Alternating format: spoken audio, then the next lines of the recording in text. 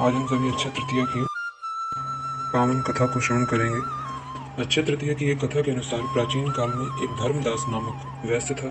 धर्मदास अपने परिवार के साथ एक छोटे से गांव में रहता। अब वह अपने परिवार के भरण पोषण के लिए बड़ा ही चिंतित रहता। उसके परिवार में कई सदस्य थे, लेकिन धर्मदास बड़ी धार्मिक प्रवृत्ति का व्यक्ति था, सदाचारी था और ब्राह्मणों के प्रति श्रद्धावान था। अक्षय तृतीया के व्रत का महत्व सुनने के पश्चात उसने अक्षय तृतीया के पर्व के आने पर सुबह जल्दी उठकर गंगा स्नान कर विधिवत देवी देवताओं की पूजा की। व्रत के दिन सामर्थ्य के अनुसार जल से भरे घड़े, पंखे, जौ, सत्तू, चावल, गेहूं, सोना आदि वस्तुएं भगवान के चरणों में रखकर ब्राह्मणों को अर्पित की।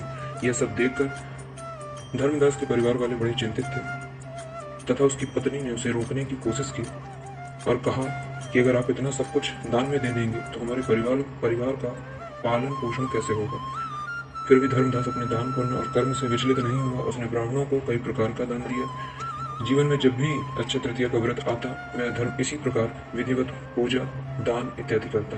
अनेक रोगों से ग्रस्त और वृद्ध होने के बाद भी उसने इस दान पुण्य और धर्म कर्म को नहीं छोड़ा और इसी धर्म कर्म दान के कारण वह दूसरे जन्म में उसावती का राजा हुआ। मान्यता है कि अक्षय तृतीया के दिन किए गए दान पुण्य पूजन के कारण वह अपने अगले जन्म में बहुत ही धनी और प्रतापी राजा बना। वह इतना धनी और प्रतापी राजा था कि त्रिदेव भी उसके दरबार में अक्षय तृतीया के दिन ब्राह्मण का वेश धारण करके महायज्ञ में शामिल होते थे। अब वह प्रतापी राजा महान एवं वैभवशाली होने के बावजूद भी धर्म मार्ग से कभी विचलित नहीं हुआ। माना जाता है कि यही राजा आगे के जन्मों में भारत के प्रसिद्ध सम्राट चंद्रगुप्त के रूप में पैदा हुआ। जैसे भगवान ने धर्मदास पर कृपा की, वैसे हम सब पर भी करें और इस अक्षय तृतीया की कथा का महत्व जो भी व्यक्ति सुनता है, इसका विधि विधान से पूजन और दान करता है, उसे अक्षय पुण्य और यश की प्राप्ति। राधे राधे।